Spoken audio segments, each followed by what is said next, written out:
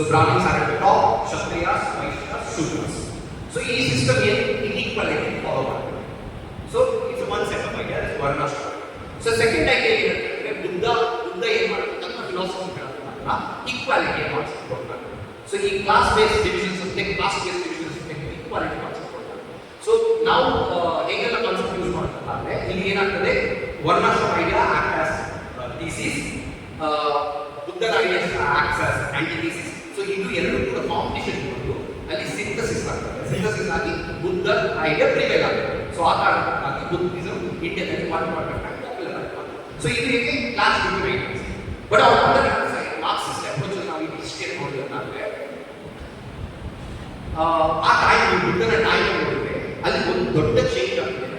Agriculture change ಆಗ್ತದೆ. ಅಲ್ಲಿ ತನಕ ಅಗ್ರಿಕಲ್ಚರ್ ಅಲ್ಲಿ ನಾವು ವುಡ್ಗಳನ್ನು ಯೂಸ್ ಮಾಡ್ತೀವಿ, ವುಡನ್ ಟೂಲ್ಸ್ಗಳನ್ನು ಯೂಸ್ ಮಾಡ್ತೀವಿ. ಅಂಡ್ ಏಕಾಏಕಿ ಕಬ್ಬಿಣದ ಆವಿಷ್ಕಾರ ಆಗ್ತದೆ. ಈ ಕಬ್ಬಿಣ ಪಾಪ್ಯುಲರ್ ಆಗಿ ಸ್ಟಾರ್ಟ್ ಆಗ್ತದೆ. ಕಬ್ಬಿಣ ಪಾಪ್ಯುಲರ್ ಆಗೋದ್ರಿಂದ ಅಗ್ರಿಕಲ್ಚರ್ ನಲ್ಲಿ ನಮಗೆ ಜಾಸ್ತಿ ಲಾಭಗಳು ಸ್ಟಾರ್ಟ್ ಆಗ್ತದೆ.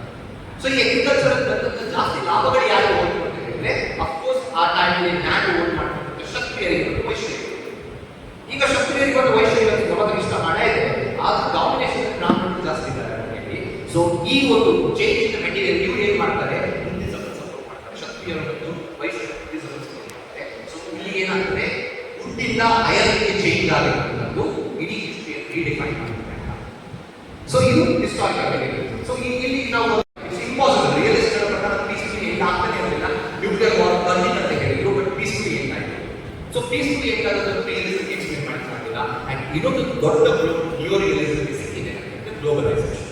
ಸೊ 1970s ಒಳಗೆ ಗ್ಲೋಬಲೈಸೇಷನ್ ಇಂಪಾರ್ಟೆಂಟ್ ಆಗಿರುವಂತ ರೋಲ್ ಪ್ಲೇ ಮಾಡಿ ಇಂಟರ್ನ್ಯಾಷನಲ್ ರಿಲೇಷನ್ಸ್ ಅಲ್ಲಿ. ಇದರಿಂದ ಬಹಳ ದೊಡ್ಡ problem new realism.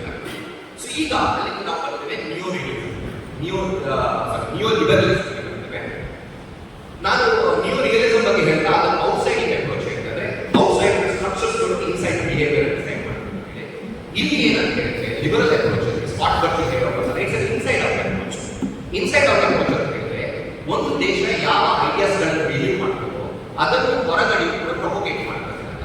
For example, ಈಗ ಒಂದು ದೇಶದಲ್ಲಿ ಡೆಮೋಕ್ರಸಿ ಇದೆ, ಅದು ಹೊರಗಿರುವಂತಹ ಡೆಮೋಕ್ರಸಿಗಳನ್ನು ಕೂಡ ರೆಸ್ಪೆಕ್ಟ್ ಮಾಡ್ತದೆ.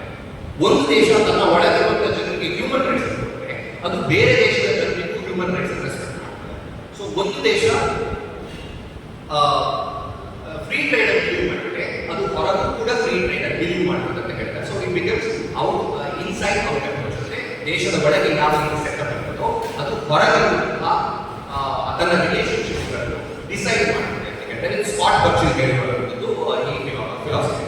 ಇನ್ನು ನಿಯೋ ಲಿಬರಲಿಸಮ್ ಅಂದ್ರೆ ನಮ್ಮಲ್ಲಿ ಬೇರೆ ಬೇರೆ ರೀತಿಯಾಗಿ ನಿಯೋ ಲಿಬರಲಿಸಮ್ ಸಿಗ್ತದೆ. First one republican liberalism.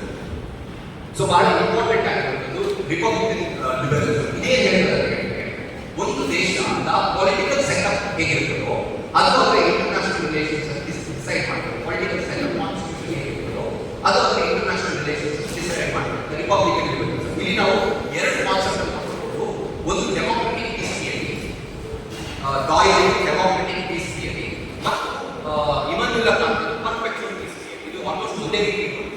So ಇದು ಏನು ಹೇಳ್ತಾರೆ ಅಂತ ಹೇಳಿದ್ರೆ ಡೆಮೋಕ್ರಸಿ ಮತ್ತು ಪೀಸಿಗೆ ಸಂಬಂಧ, ಡೆಮೋಕ್ರಸಿ ಮತ್ತು ಶಾಂತಿಗೆ ಸಂಬಂಧ ಯಾವ ರೀತಿ ಇರುತ್ತೆ ಅಂತ ಹೇಳಿದ್ರೆ ಡೆಮೋಕ್ರಸಿಸ್ಗಳು ಯಾವತ್ತೂ ಇನ್ನೊಂದು ಡೆಮೋಕ್ರಸಿಸ್ಗಳ ಜೊತೆಗೆ ಯುದ್ಧಕ್ಕೆ ಹೋಗುವುದು. ಸೊ ಡಾಯ್ಲ್ ಅವರ ಶೀಟ್ಸ್ಗಳಲ್ಲಿ ಅವರ ಪೇಪರಲ್ಲಿ ಎಕ್ಸ್ಪ್ಲೇನ್ ಮಾಡ್ತಾರೆ ಹೇಗೆ ಹೇಳಿದ್ರೆ ಡೆಮೋಕ್ರಸಿಸ್ಗಳು ಹೇಗೆ ಫಾರ್ಮ್ ಆಗ್ತದೆ ಅಂತ ಹೇಳಿದ್ರೆ ಯುದ್ಧ ಆದಾಗ ಹೈಯೆಸ್ಟ್ ನೋವು ಸಾಮಾನ್ಯ ಜನರು. ಇದನ್ನು ಒಪ್ಕೊಳ್ಬೇಕು. ತುಂಬಾ ಪ್ರಾಬ್ಲಮ್ ಆಗುತ್ತೆ ಸಾಮಾನ್ಯ ಜನರು. ಇಸ್ರೇಲ್ ಪ್ಯಾಲೆಸ್ಟೈನ್ ಜಗಳ ಆಗಬೇಕು, ಲೀಡರ್ಸ್ಗಳಿಗೆ ಪ್ರಾಬ್ಲಮ್ ಆಗಿಲ್ಲ, ಪ್ಯಾಲೆಸ್ಟೈನ್ ಸಿಟಿಸನ್ಸ್ಗಳಿಗೆ ಪ್ರಾಬ್ಲಮ್ ಆಗುತ್ತೆ. ಸೊ ಜನರ ಸಾಧಾರಣ ಯಾವಾಗ ಈ ಜನರು ಆಕ್ಚುಲಿ ಬೇರೆ ದ ಕಾಸ್ಟ್ ಆಫ್ ವಾರ್ ಅವರು ಯಾವ ಅಡ್ಮಿನಿಸ್ಟ್ರೇಷನ್ ಬರ್ತಾರೋ ಆ ಸಂದರ್ಭದಲ್ಲಿ ಅವರು ವಾರ್ ರಿಡ್ಯೂಸ್ ಮಾಡಿ ಎಲ್ಲ ಪ್ರಯತ್ನ ಮಾಡ್ತಾರೆ ಹೇಳಿ ಡಾಯ್ಲ್ ಆರ್ಗ್ಯುಮೆಂಟ್ ಮಾಡ್ತಾರೆ. And Doyle list of nation, ಆ ಲಿಸ್ಟಿನ ಪ್ರಕಾರ ಯಾವ ಡೆಮೋಕ್ರೆಟಿಕ್ ಕೂಡ ಇನ್ನೊಂದು ಡೆಮೋಕ್ರೆಟಿಕ್ ಹೋಗ್ಬೋದಾಗಿದೆ. ಬಟ್ ಒಂದು ಕ್ಯಾಚ್ ಇದೆ ಏನಂದ್ರೆ ಡೆಮೋಕ್ರಸಿಗಳು ನಾನ್ ಡೆಮೋಕ್ರೆಟಿಕ್ ಯುದ್ಧಕ್ಕೆ ಹೋಗಬೇಕು. ಇದನ್ನು ಡಾಯ್ಲ್ ಫೇಲ್ ಆಗ್ತಾನೆ, ಎಕ್ಸ್ಪ್ಲೇನ್ ಮಾಡಿ ಫೇಲ್ ಆಗ್ತಾನೆ. ಇವತ್ತು ಲಿಬರಲಿಸಮ್ನ ಹ್ಯುಮ್ಯಾನಿಟೇರಿಯನ್ ಇಂಟರ್ವೆನ್ಷನ್ ಕಾನ್ಸೆಪ್ಟ್ ಇದೆ, ತುಂಬಾ ಟ್ರಬಲ್ ಮಾಡ್ತಾರೆ. ಯಾಕಂತ ಹೇಳಿದ್ರೆ ನಾವು ಬೇರೆ ದೇಶಗಳಿಗೆ ಯುದ್ಧ ಸಾಧಿಕಿಲ್ಲ, ಬಟ್ ಇದು ಸೋ ಕಾಲ್ಡ್ ಹ್ಯುಮ್ಯಾನಿಟೇರಿಯನ್ ಇಂಟರ್ವೆನ್ಷನ್ ಯುದ್ಧ ಮಾಡೋದು. USA ಸಿರಿಯಾದ ಮೇಲೆ ಅಟ್ಯಾಕ್ ಮಾಡಿದ್ರು in the name of humanitarian intervention, ಬೇಕಿದ್ದ ಆಯಿಲ್, ಇರಾಕ್ ಮೇಲೆ ಅಟ್ಯಾಕ್ ಮಾಡಿದ್ದು ಬೇಕಿದ್ದದ್ದು ಆಯಿಲ್, ಇರಾಕ್ ಪ್ರಾಸ್ಪರಸ್ ಇತ್ತು, USA ಎಂಟ್ರಿ ನಂತರ ಅಲ್ಲಿ ಪ್ರಾಬ್ಲಮ್ ಆಯಿತು. ಸೊ ಈ ಹ್ಯುಮಾನಿಟೇರಿಯನ್ ಇಂಟರ್ವೆನ್ಷನ್ ಹೆಸರು ಬೇಕು, ವಿಯೆಟ್ನಾಂ ಮೇಲೆ ಅಟ್ಯಾಕ್ ಮಾಡಿದ್ದು, ಅಫ್ಘಾನ್ ಮೇಲೆ ಅಟ್ಯಾಕ್ ಮಾಡಿದ್ದು, ಅಂಡ್ ಎಲ್ಲ ಡೆಮಾಲಿಷನ್ ಮಾಡಿ ಹೋಯಿತು. So humanitarian intervention is also part of new liberalism. But ಇದು ಅವರು ಆಂಟಿ ವಾರ್ ಅನ್ನೋ ಕಾನ್ಸೆಪ್ಟ್ ಇಟ್ಕೊಂಡು ಕೂಡ ಹ್ಯುಮಾನಿಟೇರಿಯನ್ ಇಂಟರ್ವೆನ್ಷನ್ ಸಪೋರ್ಟ್ ಮಾಡ್ತಾರೆ. That usually becomes problem. So ಈ ಡೆಮೋಕ್ರಸಿ ಪೀಸ್ ಥಿಯರಿ ಅಂತ ಮಾತಾಡುವಾಗ ಡಾಯಲ್ ಇನ್ನೊಂದು ವಿಷಯ ಇರುತ್ತೆ, that is zone of peace ಅಂತ. ಸೊ ಎಲ್ಲಿ ತುಂಬಾ ಮೆಚೂರ್ಡ್ ಡೆಮೋಕ್ರಸಿಗಳು ಒಟ್ಟಿಗೆ ಇರ್ತವೆ ಆ ಜಾಗದಲ್ಲಿ ಯುದ್ಧ ಆಗೋ ಪಾಸಿಬಿಲಿಟಿ ಇಲ್ಲ. ಫಾರ್ ಎಕ್ಸಾಂಪಲ್ ಯುರೋಪ್ ಅಲ್ಲಿ ಎಲ್ಲರೂ ಕೂಡ ಡೆಮೋಕ್ರಸಿಗಳು ಒಟ್ಟಿಗೆ ಇರ್ತದೆ, ಮೆಚೂರ್ಡ್ ಡೆಮೋಕ್ರಸಿ ಒಟ್ಟಿಗೆ ಇರೋದಿಲ್ಲ. ಈ ನಾರ್ತ್ ಅಟ್ಲಾಂಟಿಕ್ ರೀಜನ್ ಅಲ್ಲಿ ಯುದ್ಧಗಳು ಆಗುದಿಲ್ಲ ಅಂತ ಡಾಯಲ್ ಎಕ್ಸ್ಪ್ಲೈನ್ ಮಾಡ್ತಾರೆ. So that is basically republican liberalism.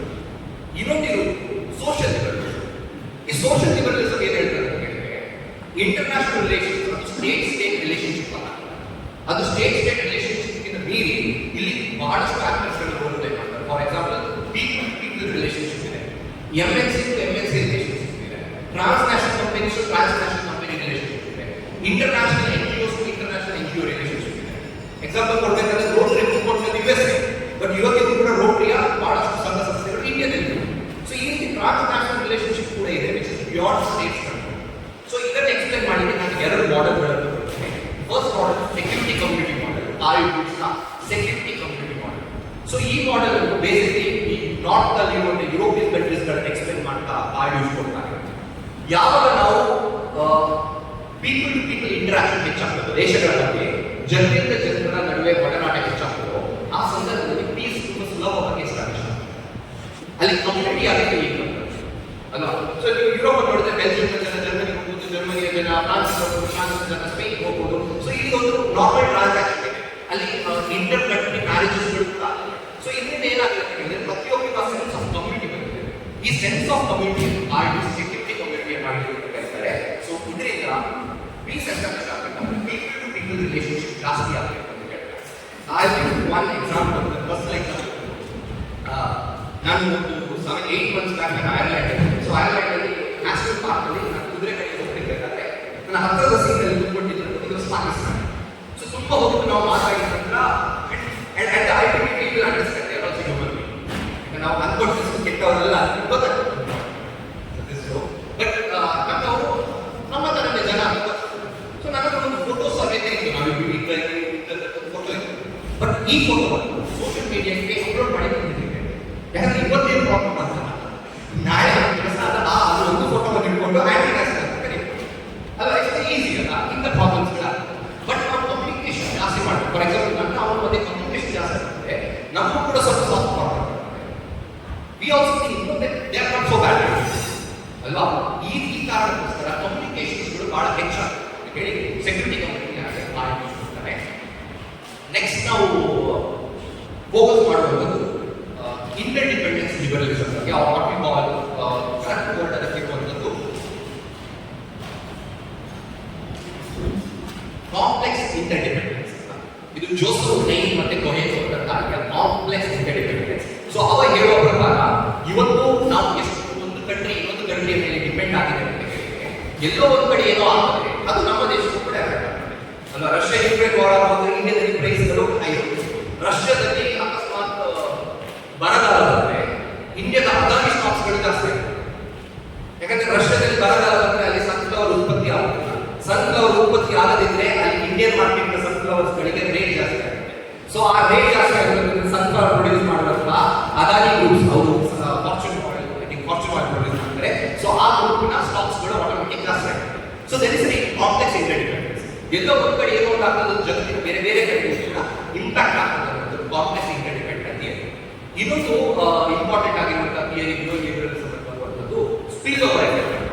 So Ernst Haas theory ಕೊಟ್ಟರೆ ಸ್ಪಿಲ್ ಓವರ್ ಎಫೆಕ್ಟ್ ಅಂತ ಹೇಳಿದ್ರೆ ಫಸ್ಟ್ ನಾವು ಇಕಾನಮಿಯಿಂದ ಕಾಂಪರೇಷನ್ ಸ್ಟಾರ್ಟ್ ಮಾಡೋಣ.